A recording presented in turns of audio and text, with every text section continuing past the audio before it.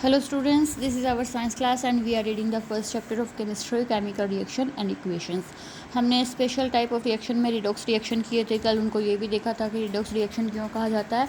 एक बात जो उस टॉपिक में रह गई थी कि रिडॉक्स रिएक्शन में जब ऑक्सीडेशन है वो एडिशन ऑफ ऑक्सीजन है, तो उसके साथ रिमूवल ऑफ हाइड्रोजन को भी हम ऑक्सीडेशन ही कहेंगे, रिमूवल ऑफ हाइड्रोजन। इसी का उल्टा होगा रिडक्शन। रिडक्शन में रिमूवल ऑफ ऑक्सीजन था, तो हाइड्रोजन के में उल्टा हो जाता है एडिशन ऑफ हाइड्रोजन। ठीक है, ये 10th के लेवल के लिए इतना ठीक है, लेकिन जब आप हायर क्लासेस में जाते हो तो लगभग सभी रिएक्शन को रिडॉक्स रिएक्शन कहा जाता है। क्यों? क्योंकि होता क्या है, ये इलेक्ट्रॉन्स का रिमूवल, यहाँ पे रिमूवल ऑफ इलेक्ट्रॉन्स या addition of electrons.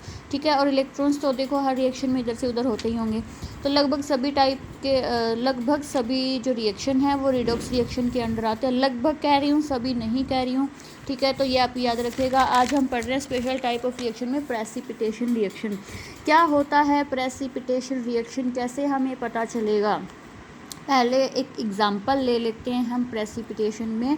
CaOH twice, ये क्या है? लाइम वाटर है। जब इसमें से कार्बन डाइऑक्साइड को पास किया जाता है तो ये बनाता है CaCO3।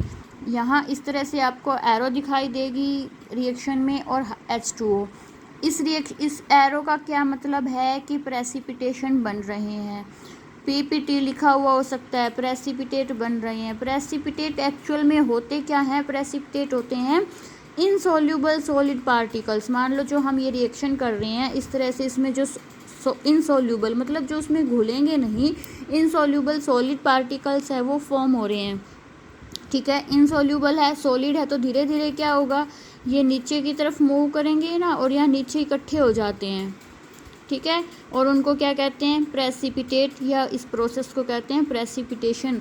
तो अगर इसकी डेफिनेशन पूछ ली जाए कि प्रेसिपिटेशन रिएक्शन क्या है, तो भाई कैसे कहोगे? The type of reaction in which insoluble solid particles are form, जिसमें इनसॉल्यूबल सॉलिड पार्टिकल्स बनते हैं उसको प्रेसिपिटेशन कहते हैं। देखिए इसके लिए बहुत डीप में होता है, 10th के लेवल में ये नहीं आएगा कि आप देखकर बताओ कि इसका प्रेसिपिटेशन बन रहा है या नहीं बन रहा है। ठीक है, तो आपको यहाँ समझ आना चाहिए कि प्रेसिपिटेशन होता क्या है। प्रेसिपिटेशन क्या होता है? इनसॉल्यूबल सॉलिड पार्टिकल्स का फॉर्म होना किसी भी केमिकल रिएक्शन में। ठीक है, वो होते हैं प्रेसिपिटेशन। अब देखिए डीकम्पोजिशन रिएक्शन। डीकम्पोजिशन रिएक्शन जब हमने 4 टाइप्स ऑफ रिएक्शन किए थे उसमें हमने डीकम्पोजिशन भी किया था। टाइप्स याद हैं आपको कौन कौन से होते हैं? उसमें डीकम्पोजिशन रिएक्शन भी किया था हमने। Displacement, double displacement, decomposition, combination reaction, ये पढ़े थे हमने। तो डीकम्पोजिशन रिएक्शन में याद रखिए कि हमेशा एक रिएक्टेंट होता है। क्या होता है?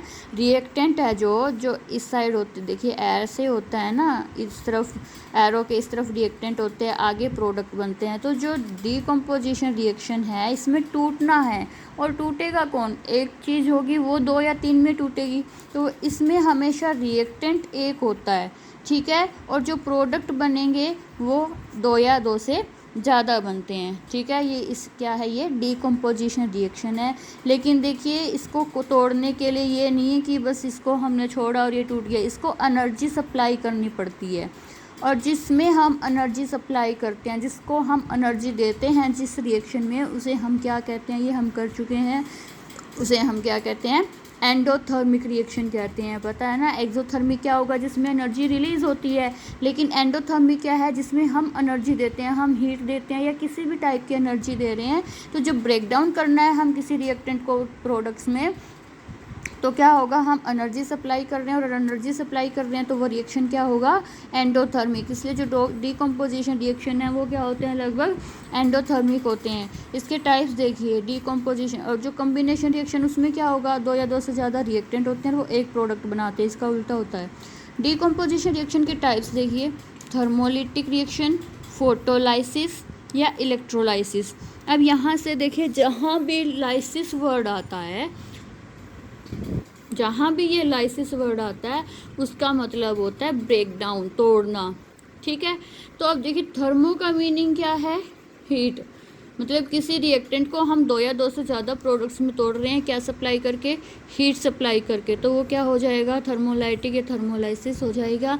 फ़ोटो का मीनिंग यहाँ क्या होता है, फ़ोटो का मीनिंग होता है लाइट। जब हम लाइट उससे सप्लाई करके ये ब्रेक डाउन करते हैं तो वो कौन सा रिएक्शन हो जाता है, फोटोलाइसिस हो जाता है। और यहाँ इलेक्ट्रो का मीनिंग है इलेक्ट्रिसिटी।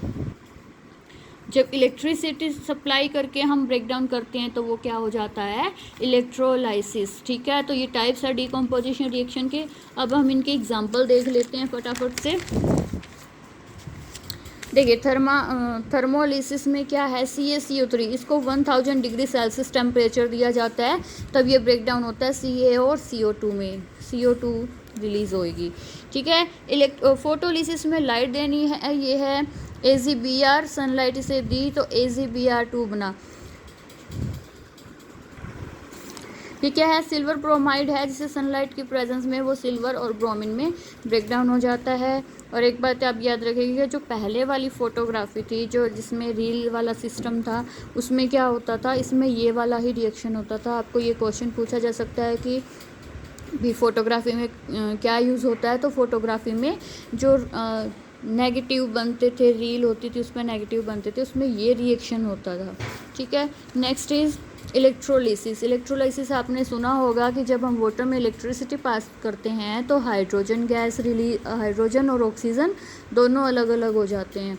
ठीक है, तो ये इसका एग्जांपल है इलेक्ट्रोलाइसिस का। अब नेक्स्ट वीडियो में हम पढ़ेंगे जब हमें रिएक्शंस दिए हो कि हाइड्रोजन रिएक्ट्स विद ऑक्सीजन, फॉर्मूले हमें ना दे रखे हों, हमें सिर्फ इनके नेम दे रखे हो, सेंटेंस में हमें केमिकल रिएक्शन दे रखे हों, तो हम उनको इस तरह से केमिकल इक्वेशन में कैसे कन्वर्ट करेंगे। ठीक है, थैंक यू।